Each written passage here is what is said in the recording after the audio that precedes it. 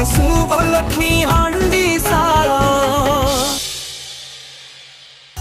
नमस्कार, शुभलक्ष्मी हांडीशाला को आपण मानक स्वागत।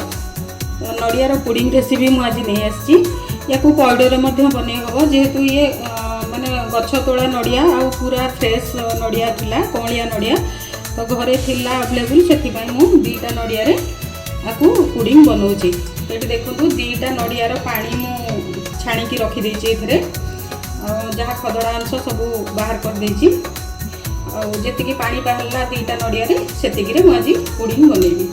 आपड़ जदि टे बड़ आकार करने को चाहते ताहले आपण 3-4टा नड़ियार पानी यूज करें। तो ये आम अगर अगर पाउडर पकेबा हाफ चामच रु टिके अधिक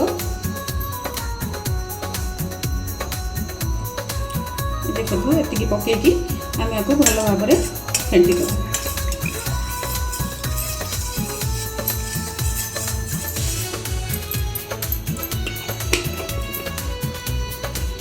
एथिरे आम दरकार मुताबक चीनी पकेबा। चीनी जगह आप मिश्री यूज करें।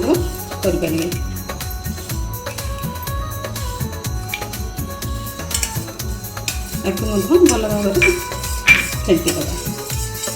एबे आपको साइड करके रखीदबा। बाकी सामग्री सब कौन कौन दरकार मुझे देखी दूची। मैं दीटा नड़िया को देखो तार ये जो ऊपर चोपाटा मो पूरा चोपा छड़े देची परिष्कार कर देची। आउ एमती पूरा पतला पतला स्लाइस करी काटिकी तापरे एमती छोट छोट करके मु नड़िया को काटी देची।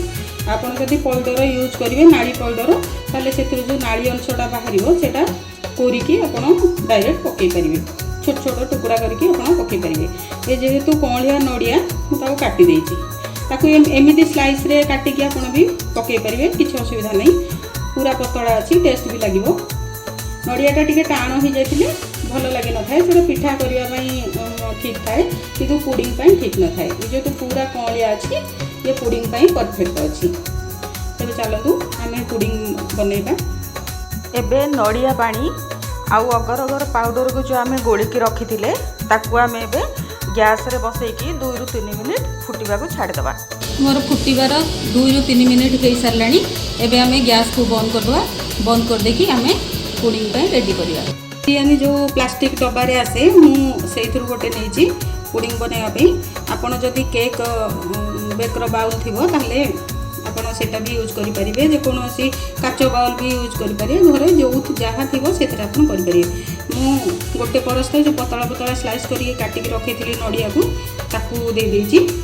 जो नड़ियार पानी और अगर अगर पाउडर को रखी थे ताकू आम देदवा। से जो स्लाइस करके काटिकी रखी थी सब पूरा पतला पतला करके नड़िया ताकू आम ए सब पकईदवा।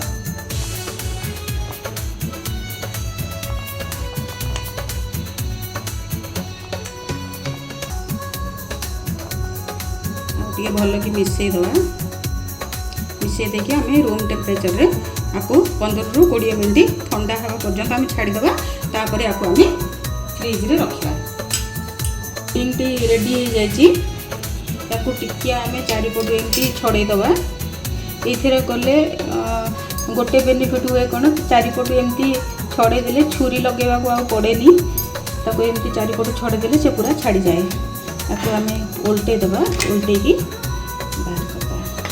देखो कितने सुंदर पूरा जेली भाया कितने सुंदर है। साइज रे पूरा काटिदवा।